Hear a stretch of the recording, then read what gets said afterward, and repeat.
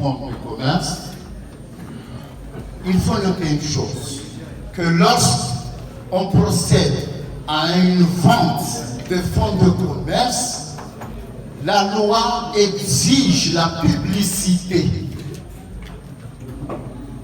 La publicité, pour que tout le monde soit informé que le fonds de commerce a changé de propriétaire. Surtout les créanciers du vendeur. Les créanciers du vendeur auront besoin de savoir si le fonds de commerce qui était leur garantie est transmis à une autre personne. Donc le créancier a besoin, les créanciers ont besoin de savoir la réalité. Voilà pourquoi il faut procéder à la publicité.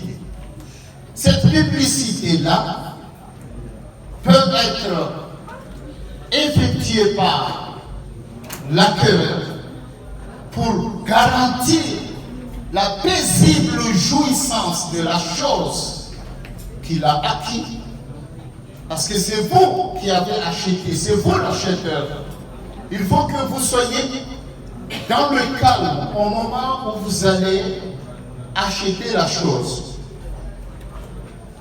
Vous avez intérêt à publier, à faire une publicité. En principe, lorsque le fonds de commerce est vendu, tenant compte des créanciers du vendeur, l'argent ne doit pas être versé aux mains du vendeur. L'argent ne doit pas être versé aux mains du vendeur pour éviter que le vendeur prenne tout cet argent et il prend la fuite. Alors que peut-être il y a des dettes à rembourser. Où est-ce qu'on va verser cet argent? Cet argent-là, on va le verser d'abord chez une personne appelée le séquestre légal. Le séquestre légal. Séquestre légal. Un séquestre légal peut être soit une banque, soit une institution financière où l'acquéreur va verser l'argent. Mais l'acquéreur n'a pas le droit de verser cet argent-là aux mains du vendeur. Le séquestre, on l'appelle le séquestre légal. C'est une banque, c'est une institution financière, comme la main. Il faut protéger cet argent-là pour le remboursement des dettes éventuelles. Deuxième personne, le greffier du tribunal de commerce. Vous pouvez également verser cet argent-là aux mains d'un greffier du tribunal de commerce pour garantir, pour protéger cet argent-là. Ça aussi, c'est un moyen pour protéger cet argent, pour garantir la vraie vente du fonds de commerce. Donc la loi a prévu ces moyens de versement rien que pour garantir une vente claire et transparente et surtout éviter les difficultés éventuelles. Parfois on peut dire que, et tout ça, c'est l'acquéreur qui doit le faire, parce que c'est l'acquéreur qui a l'argent. L'acquéreur c'est qui? C'est l'acheteur. C'est l'acquéreur qui a l'argent et qui doit verser. Donc il doit prendre toutes les prudences et les diligences pour verser cet argent-là dans un endroit bien protégé. Et la loi envisage que les endroits bien protégés pour garantir cette vente, ce sont ces endroits-là. Ça, on protège les créanciers du vendeur. Ça, c'est une première notion que je voulais vous montrer comment la vente s'effectue. Nous avons dit que cette vente doit faire l'objet d'une publicité légale. La publicité se fait dans un journal d'annonce légale. Journal d'annonce légale. Qu'est-ce que c'est un journal d'annonce légale? C'est un journal où on diffuse toutes les informations officielles.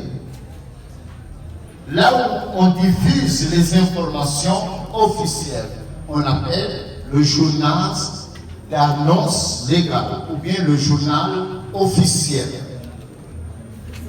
Et là, il y a un intérêt parce que tout le monde saura qu'un fonds de commerce est en vente. Et celui qui a un crédit, qui a par exemple une créance, toute personne qui a une créance sur le fonds de commerce va rapidement courir parce qu'il a pris connaissance que le fonds de commerce va être vendu. Et il va courir pour savoir son sort de remboursement. Et c'est pour cette raison-là que la loi exige cette publicité légale. Pourquoi le fonds de commerce, ce n'est pas une vente comme les autres. Ce n'est pas un élément, ce n'est pas une marchandise. Et c'est pour cette raison-là que cette vente va respecter certaines règles. Parce que ce n'est pas une chose simple. Vous savez pertinemment que lorsqu'on achète une chose simple dans une boutique, on vous soumet à aucune réglementation, à aucune obligation. Il suffit tout simplement d'apporter votre argent. Vous entrez dans la boutique, vous demandez ce que vous voulez, on vous remet la chose et vous partez. Il n'y a pas de formalité à suivre ou à respecter. Mais le fonds de commerce, ce n'est pas une vente comme les autres choses. C'est une vente qui implique plusieurs personnes. Sachant que lorsque vous achetez une marchandise, c'est entre toi et le vendeur par rapport à la chose. Le vendeur ne veut que son prix. C'est tout. Donc, il faut prendre au sérieux cette situation parce que cette vente de fonds de commerce, c'est un marché très complexe et très compliqué. Et c'est pour cette raison-là que la loi a soumis cette notion ou cette vente à des procédures bien claires, transparentes, pour éviter la nuisance de n'importe quelle personne intéressée dans la vente. C'est le premier élément qu'on a voulu vous dire, et surtout pour compléter la notion de la vente du fonds de commerce. Je ne reviens pas sur ce qui se passe entre le vendeur et l'acquéreur, parce que nous l'avons déjà dit. Les obligations du vendeur et les obligations de l'acheteur, je ne reviens pas. Nous avons déjà expliqué ça dans le cours de la semaine dernière. On va voir la deuxième notion, la location-gérance, définie par l'article 138 de l'acte uniforme du droit commercial général.